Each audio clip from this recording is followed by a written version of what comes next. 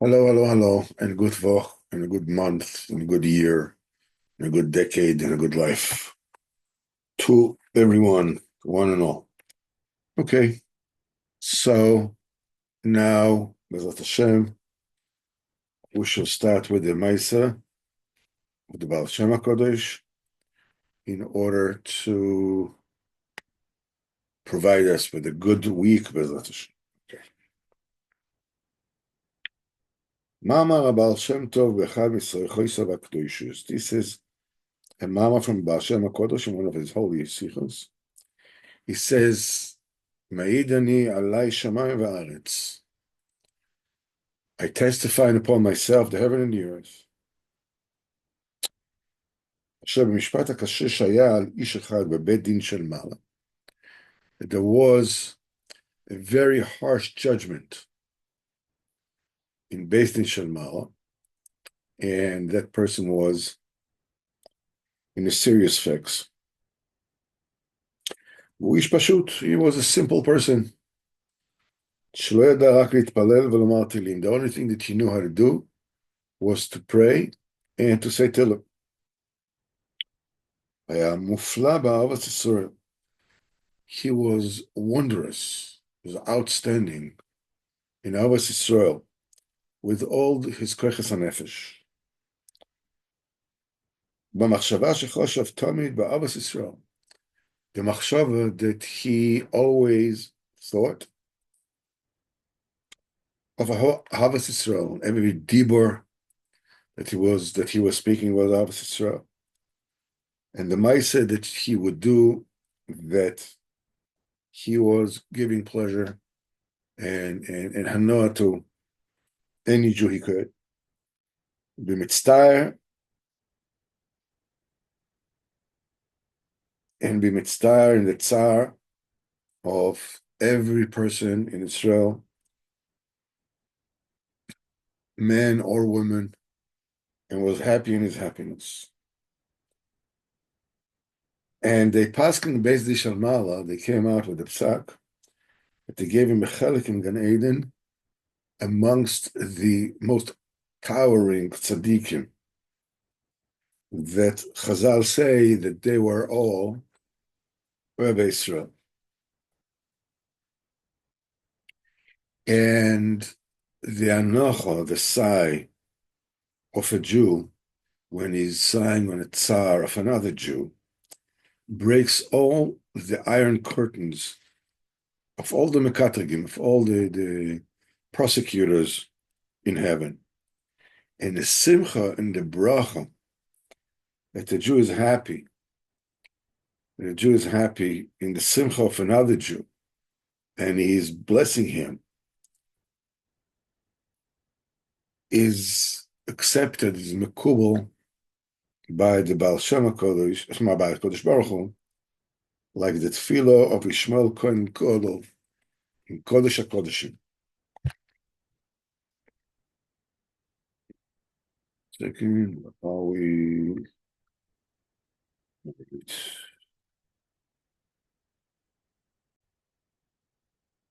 Okay,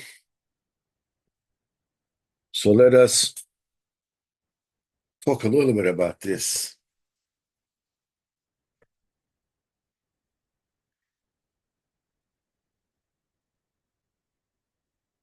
It is not possible for a human being to imagine in his mind what the Ahavas Yisrael means and how much it means to Kodesh Baruch Hu and to a person's personal emunah and to his fate, to his girl. I heard the Malach Biderman, that he said, I don't remember, I think it's one of Talmidei Baal Shem, I think, or Talmidei Magid, that they had a student that student was extremely, extremely careful not to hurt the feeling of anyone. He was very careful of that. Like, no, it was all his life or whatever it is, but he was extremely, extremely careful of that, not to be mitzar anyone. And then this person passed away. And his Rebbe, he came to his Rebbe after he passed for final tikkun, or whatever the case was, but and his Rebbe asked him about his passing, what it was like. And he said that when his time came to pass, he felt absolutely no tsar whatsoever. None. And he said he felt like he's falling asleep. And he said that when they lowered him into his grave, he felt like he was being laid down on a bed of feathers. And when they covered the grave, he felt like somebody is covering with a blanket, and he felt all warm and good. By the way, Rabbi Meir Balanes speaks about it, and he said that he wishes that after he passes away, that he should be buried immediately under where he is that he passed away. Ad kedei kach, it's an important thing for a nifter to be buried. And he said that they took him to Beis Din Shel Mala. In Beis Din Shel Mala, they said, being that he mamash never hurt anyone. He was so careful. There was such an avoid not to hurt anyone that they gave him a pass straight to Gan Eden. Now, the thing is that Olam Haba, the first thing that needs to be done is for a person, to be cleansed from the vestiges of Gashmis of Olam Hazeh. Nevertheless, that person was so careful not to cause tsar to anyone. His mila was so great. And now we're not even talking about the Havas Israel. We're talking about a person personally being very careful not to hurt anyone. It's a different madrega. It's a lower madrega than just Havas Israel. And so the Havas Israel means that you love everyone. It means that you are one with everyone. But being careful not to hurt anyone, a person can be, within his own skin, within his own mind. The only thing is that he's mitzvah. Every person has, specific things that he is extra careful, that he's good at doing or not doing.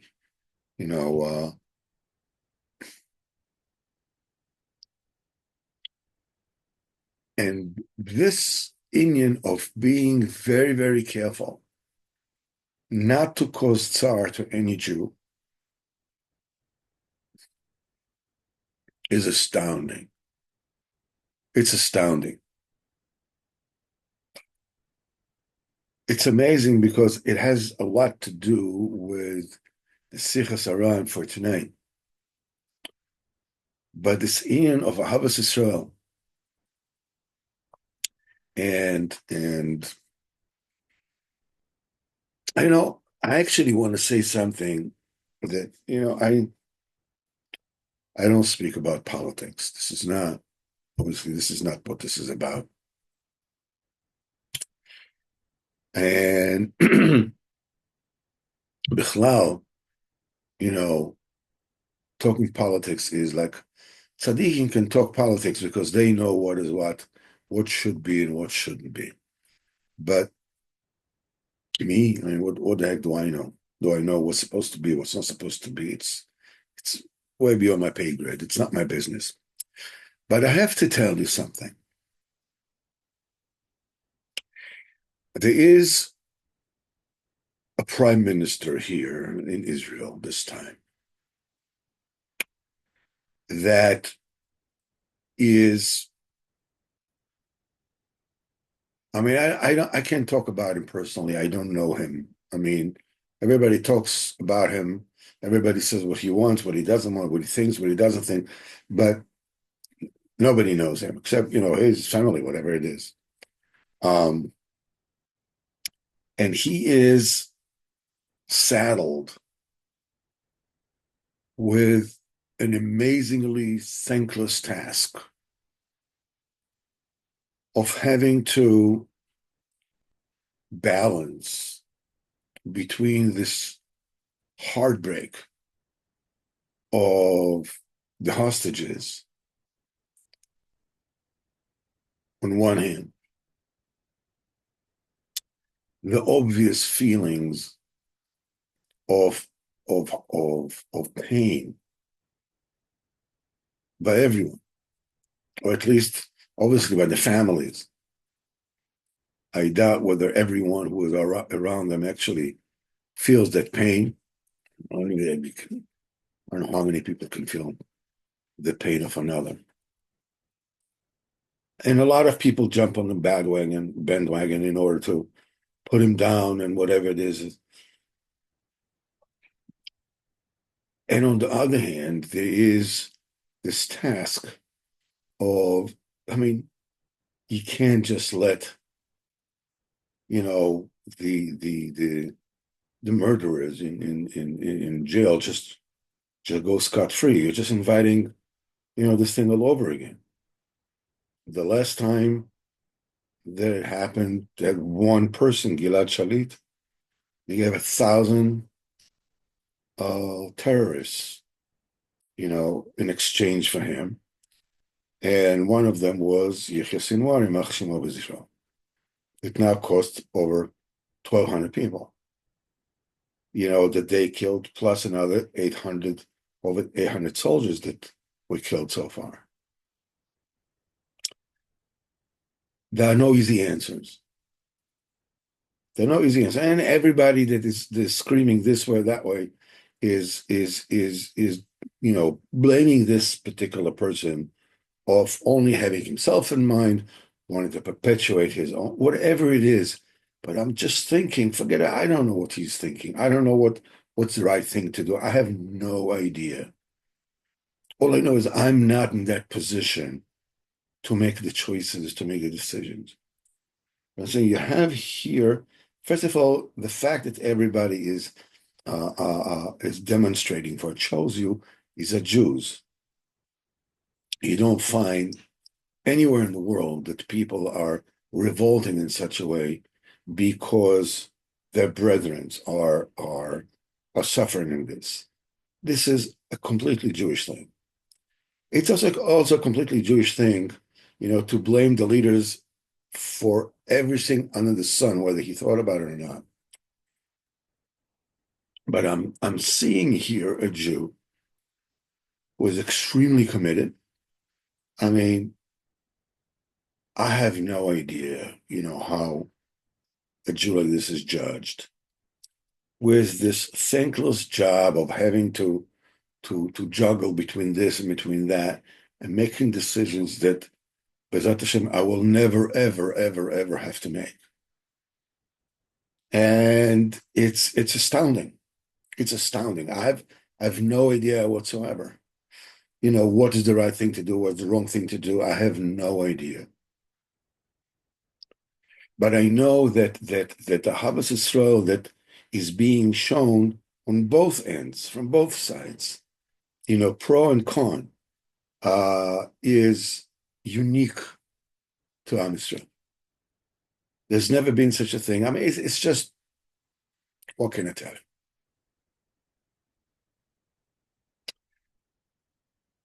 I want to bring actually the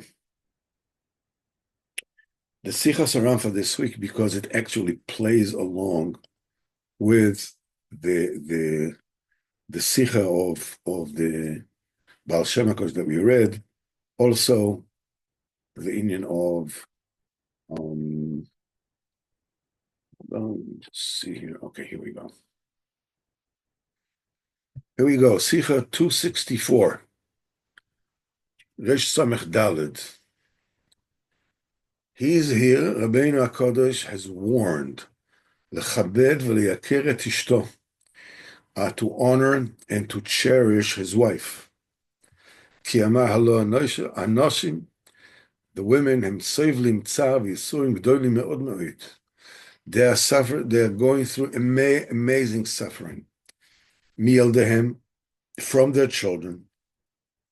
Tzar ha'ibu, v'aleido, v'agidul, the tsar of giving birth and I mean, being expecting and giving birth and rearing out their children. As kasher yadua lakol, like everybody knows, oitzem machorom v'tzarom, the extent of their pain and their sorrow, v'yisurim and the yisurim bekam ofanim kashim kvadim meod meod, in many many ways, which are impossible to imagine. It is extremely, extremely befitting to rachmonos on them, v'liyakram, and to cherish them, v'lechabdam, and to honor them. V'chen, except for that, on top of that, Amor Rabbeinu, Zichronah Livrocha, Baba Metzia, Okiru l'neshaychu, cherish your wives, so that you will become wealthy. And this is in Yevomis, what's the schar dayenu shemegadlot et banenu? It's enough of a merit that they rear our children. I want to sort of like take this deeper, talk a little bit about Avos Yisrael and the honoring of one's wife. In this week's Parsha, Yehuda, I mean the one that we read today, Yehuda is coming to Yosef, and he's very blunt, he's very forceful. He goes on his own. He's talking about the person that they were absolutely certain is like the worst person on earth, that picks on them for absolutely no reason, that drives them to the brink, basically, of, as far as they were concerned, was to kill their father from Tsar, which means that's the end of Am Yisrael. And Yehuda comes to him with amazing fortitude, amazing koyach, but at the same time with amazing softness, an amazing supplication.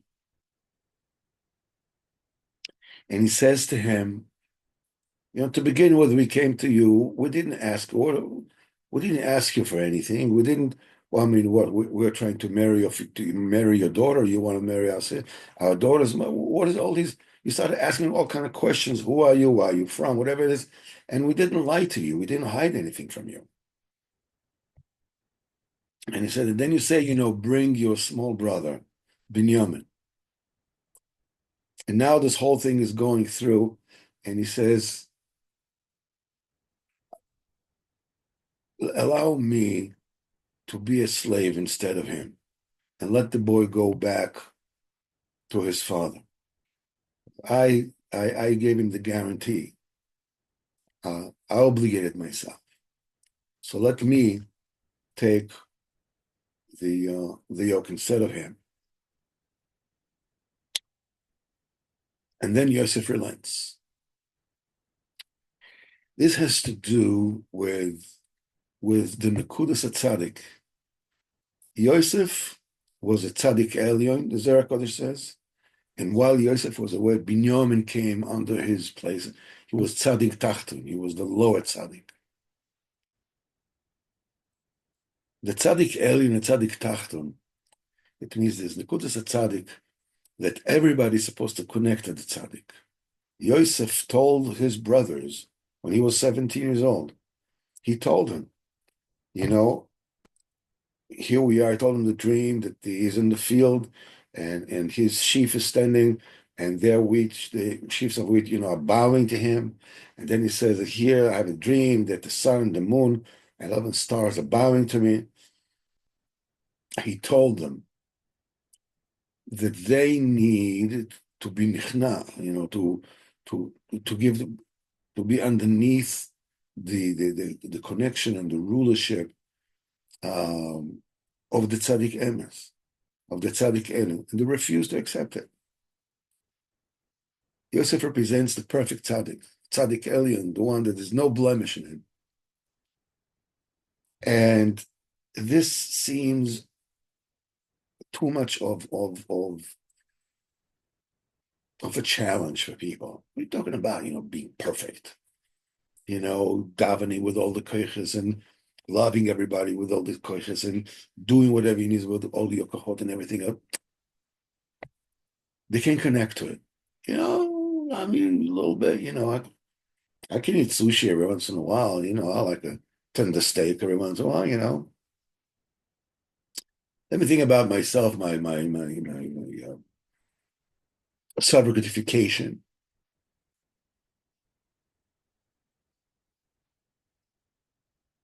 And that's true, they can't.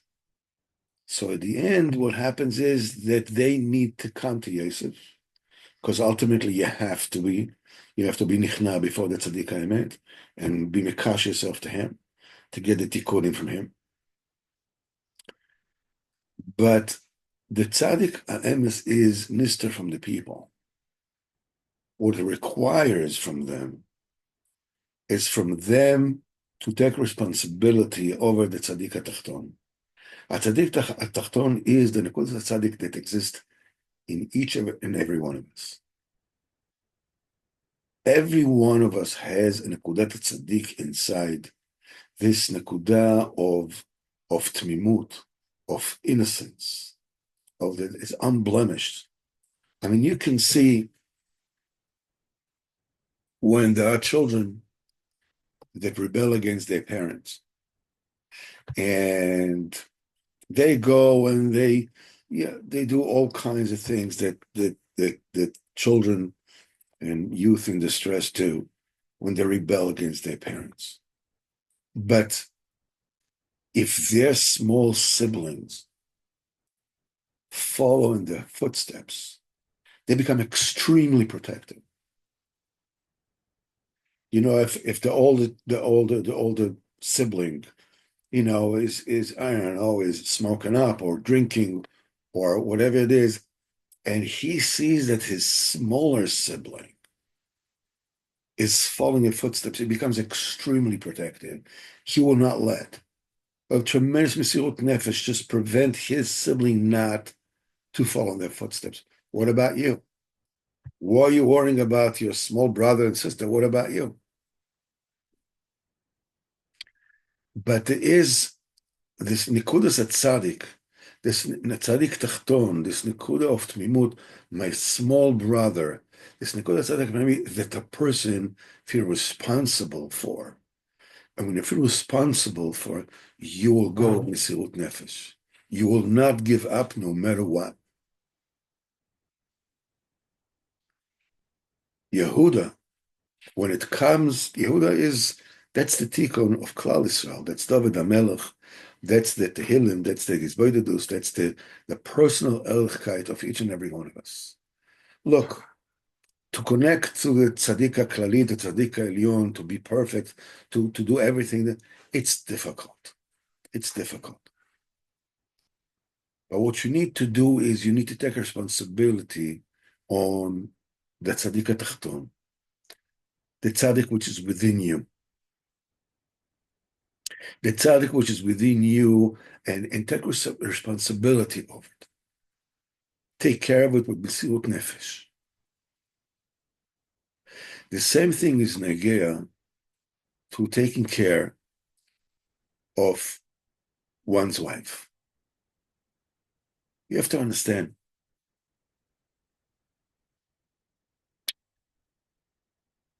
your wife knows you better than anybody else knows.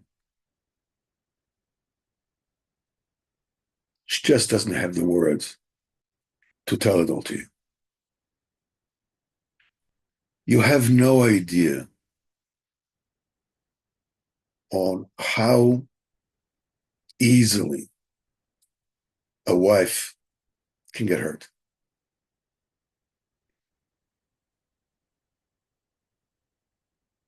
The most important thing that the biggest gift that a husband can give his wife, besides appreciating everything that she's going through, besides appreciating everything that she does, and saying it with words. You're sitting down to eat. Your wife made you some food. Tell her how good it is.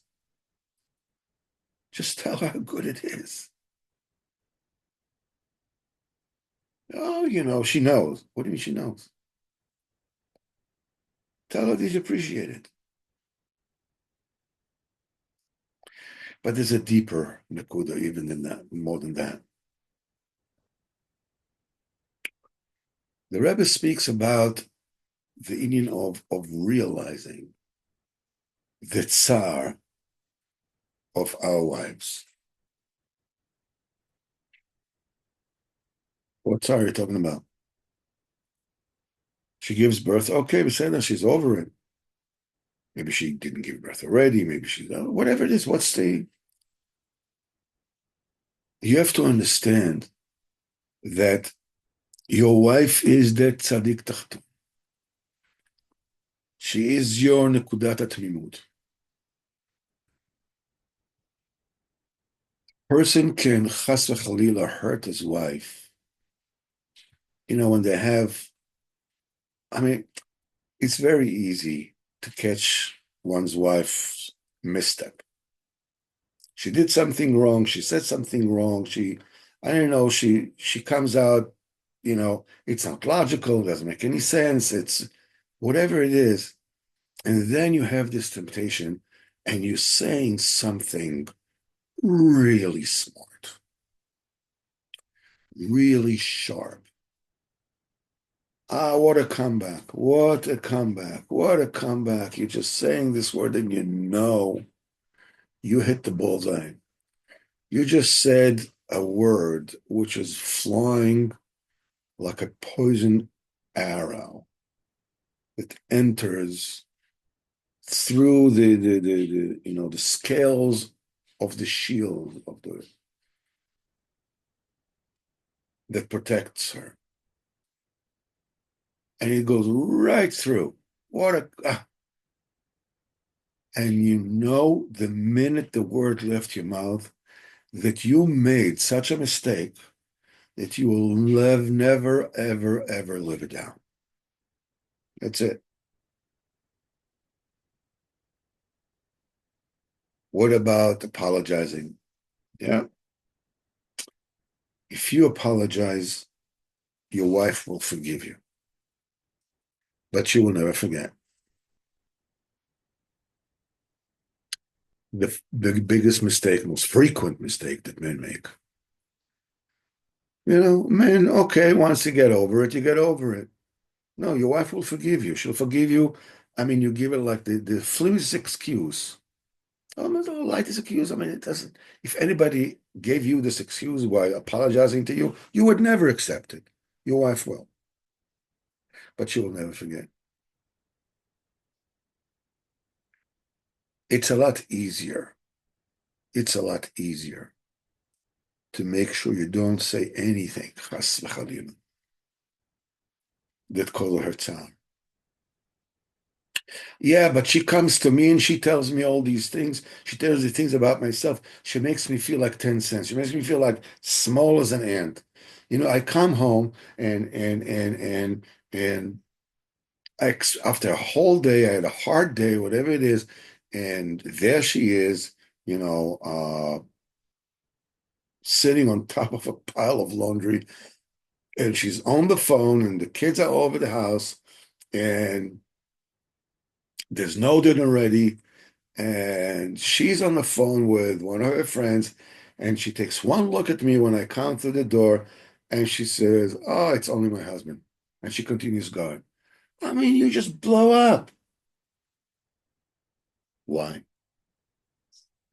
Because she made you, in your own eyes, as small as an ant, and you can't forgive that. Let me tell you something.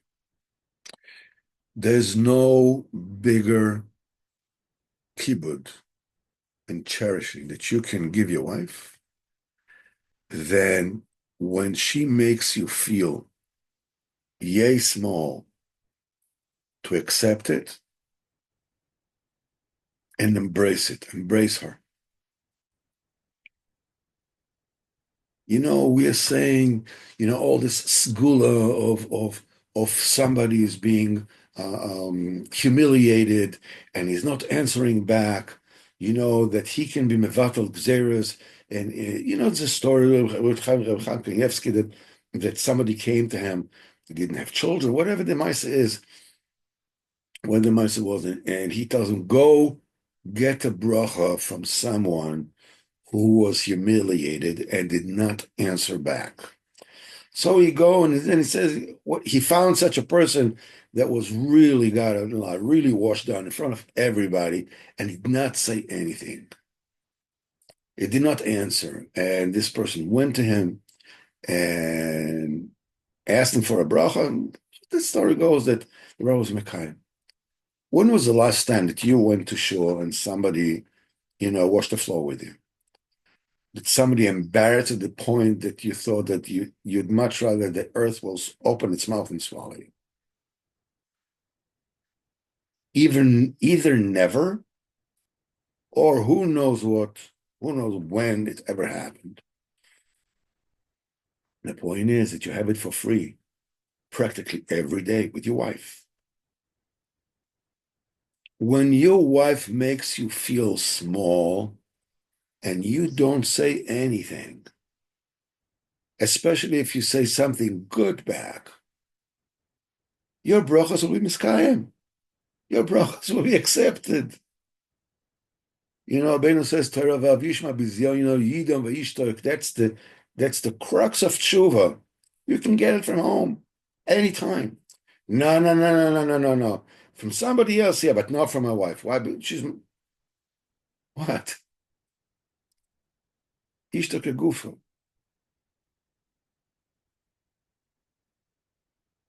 The biggest problem of couples that have problems with shalom bayis is that the husbands want to be women. They also want to be hurt. They also have the privilege of being hurt, of being the makabel, and you didn't treat me right, you didn't speak to me right, and whatever it is. You are not giving birth. You're not going through whatever it is that your wife is going through. Your wife is your best friend. The only thing is that what you have to accept from her is that she doesn't have the right words to tell you every time. So sometimes the word come out hurtful. Many times your wife is telling you hurtful words because something which is completely different than the subject that she's complaining about. By and large, the subject that your wife is complaining about is the fact that you're not being kind and you're not being accepting and you're not being honoring or cherishing. That's it.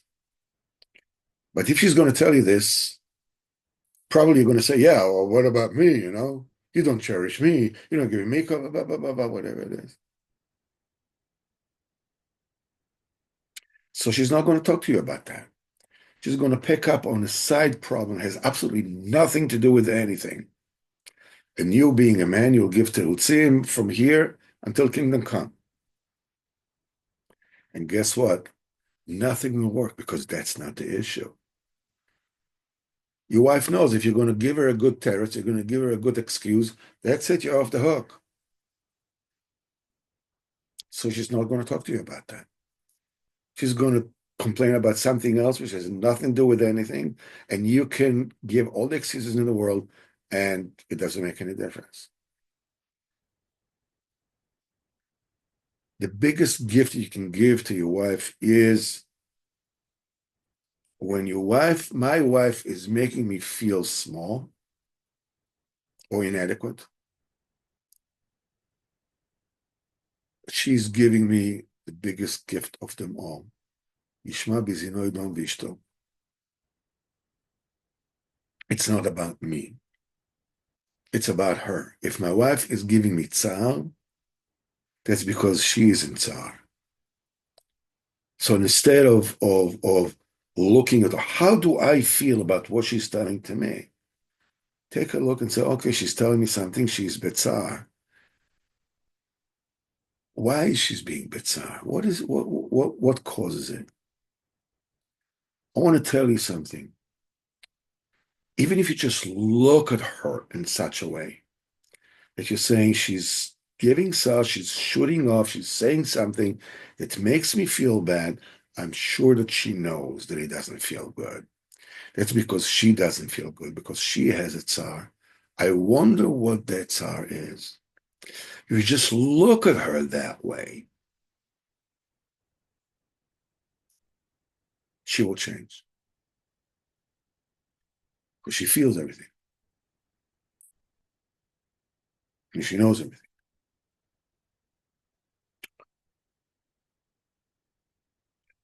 Havas Israel. Havas Israel, it's much easier to love a stranger than to be patient and be mechabed and to cherish one's wife. And vice versa. Women should be very wise to keep in their minds that their husband is not a sponge or rag. Okay? It's good. Why put him into nisayon? But the main thing in a relationship is chemla, is compassion. Compassion is if somebody is saying something painful, it's because they're speaking from a pained place. Look for that place. Wonder, where is this coming from? If you find that, I'm telling you right now, you will have the most amazing marriage possible. The most amazing, amazing, amazing marriage possible. Because let me tell you something. When a husband and a wife are not just partners, but they're friends, this is Mamash Gan Eden. It's Mamash Gan Eden.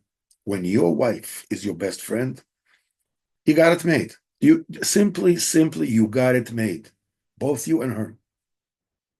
Life is amazing, astonishing, unbelievable. And it starts with being mechabed, being cherished means I'm willing to accept a put down from my wife. I'm willing to say a good word, even though I don't have the impetus right now to say the good word. She's made me food, and the food is, who knows what in the world. But tell her it's wonderful, because it's what she made it for you. It's wonderful.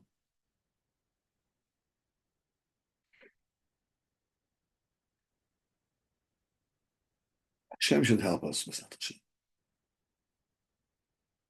to always, you know, love our fellow Jew. But love our fellow Jew is a big word. I remember once in Peanuts, Charlie Brown, the comics, that one of the characters tells his sister, when I grow up, I want to be a doctor. And she says, ha, you can't be a doctor. He said, To be a doctor, you have to love mankind. So he says, I love mankind. It's people who I can't stand. I want to have Ahavas Yisrael. I want to love every Jew. It's with my wife, overcoming her shortcomings. This is where I have a problem with. I love mankind. It's people where I have problem with. Ahavas Yisrael starts with your wife. Starting with your wife means accepting her foibles, accepting her the way she is. I promise you. Any Isha is the woman is the Malchus. The union of the Malchus is it has it's not just a mekabel, a receptacle that receives, the zera in it, and it's that wherever you put it, but it has the capacity to receive and retain and develop it and give forward something much more complete, much more perfect. I'm telling you right now, any favor, any good thing that you will do for your wife, be consistent, be patient. You will get it back, B'ezrat Hashem, much better, much greater, 1,000 times bigger than you ever imagined of anything that you put in. Effort, attention, care, children, everything, everything. Hashem Yisrael, B'ezrat Hashem, will bench us all. We'll be zocheh to be mechaved our wives, uh, and more than anything, be willing to accept the slight digs and you know that the wives give out because it comes en adam nitpas b'shat tzaro. After all, they have to live with us, right? Okay. B'ezrat Hashem, we'll all have a fantastic week. B'ezrat Hashem will have, B'ezrat Hashem, see Geula Shlema, B'ezrat Hashem, soon nowadays. ויש משיח צדקנו בעזרת השם בקרוב, בקרוב, בקרוב, בקרוב, ממש בעזרת השם. We'll have a wonderful week and a wonderful chodesh. And thank you for being here tonight. Kol tov, הצלחה בכל העניינים. Kol tov. Koto, wonderful, wonderful.